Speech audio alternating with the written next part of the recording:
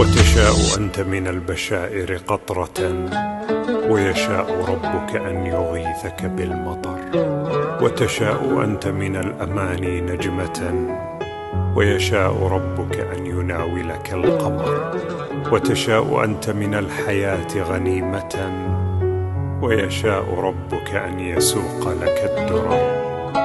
وتظل تسعى جاهدا في همة، والله يعطي من يشاء إذا شكر. اللهم صل وسلم وبارك على سيدنا محمد. ازيكم عاملين ايه؟ اهلا وسهلا بيكم في قناتي. لسه مشتركش يشترك ويفعل الجرس عشان يوصل اي فيديو انا بنزله. والناس المشتركة اول ما تفتح الفيديو تعمل لايك وشير وتفعل الجرس.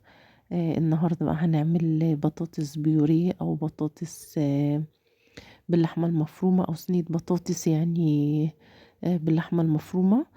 اول حاجة انا جبت كده كمية من البطاطس الصغيرة وسلقتها وبدأت اللي انا ابشرها زي ما شفتوا كده. وجبت هنا كمية لحمة بس كانت المقلاية مش مكفية فحطيتها في حلة وحطيت عليها بصل وحطيت عليها ملح وفلفل اسود بهارات يعني. وهنا بعد ما بشرت كمية البطاطس كلها هبتدي بقى احط بهارات. انا حطيت بابريكا وملح وفلفل اسود وكمون وشوية زبدة سيحتهم. وحطيت نص كوباية لبن لان هي اصلا اسمها بطاطس بيوريه يعني لازم تكون ناعمة. انا بشرتها عشان تكون سهلة عليا في لما اعملها بالهراسة بتاعة البطاطس. انتوا حابين تقطعوها زي ما انتوا حابين يعني. بس لازم اللبن والزبدة هما اللي بينعموها خالص فعشان كده انا حطيت لها لبن وزبدة وبدأت اللي انا اقلب كده كل البهارات. وبعدين هجيب الهراسة بتاعة البطاطس وابتدي ان انا اهرسها كويس بحيث تديني نتيجة كويسة. كل ما بتكون بيوريه كل ما بتطلع نتيجة افضل يعني. هبتدي كده هنا اعملها كده بالهراسة لحد لما تنعم خالص زي ما هتشوفوا دلوقتي.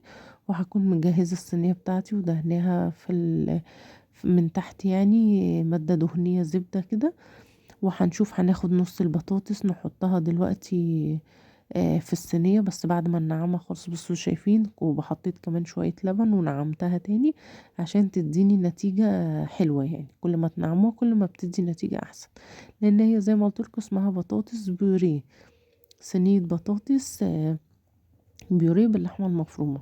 فدلوقتي هنا خلاص هبتدي ان انا خلاص نعمت عندي وبقت كويسة. هبتدي بقى اجيب الصينية بتاعتي اجهزها وافضي نص البطاطس احطها من تحت. وبعدين احط في النص اللحمة المفرومة اللي انا عصقتها. وبعدين اكمل بقية البطاطس من فوق. بس طبعا لو حطيت البطاطس كده هتشوفوا زي ما هتشوفوا دلوقتي انا هعملها ازاي. اول حاجة هاخد بس كده نص البطاطس وببتدي كده افردها بالمعلقة واسويها خالص اخليها متساوية خالص بحيث ان هي تدي نتيجة كويسة لما نيجي نقطعها بعد كده.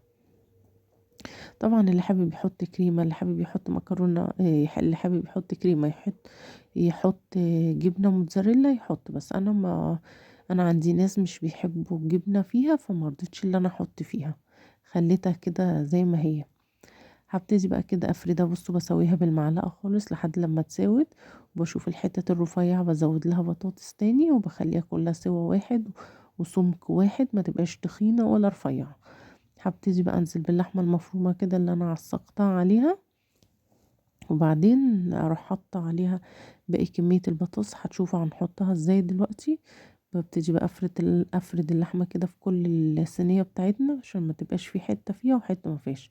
وباخد بقى بعد كده البطاطس بايدي زي ما انتوا شايفين وابطط كده حتة حتة واحطها بحيث ان انا ما احطهاش في حتة واحدة واجي عشان ازقها تروح اللحمة متشالة معايا. فلازم الخطوة دي نعملها كده. وبعدين بنفردها بالمعلقة عادي بتكون تمام يعني. هنا بقى في ناس في الخطوة دي بتحط بيض على الوش. انتوا عارفين انا مش بحب البيض في اي حاجة. فحطيت شوية زبدة وهحط كده لبن هيديها وش حلو هيديها لون حلو جدا. جربوها بالطريقة دي هتعجبكم والنتيجة بتاعتها طلعت هايلة وطعمها طلع حلو جدا. دلوقتي بصوا اهو انا خدت حتت زبدة كده وهبتدي ادخلها الفرن. طبعا مولعة الفرن على درجة حرارة عالية.